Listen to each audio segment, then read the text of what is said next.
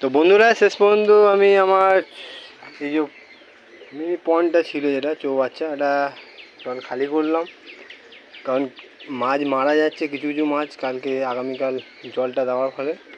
তো পুরো জলটাকে আমি চেঞ্জ করে দিলাম, দিয়ে মাছগুলোকে আপাতত এদিকে রেখেছি। এই মাছ বেরিয়ে যাচ্ছে, এই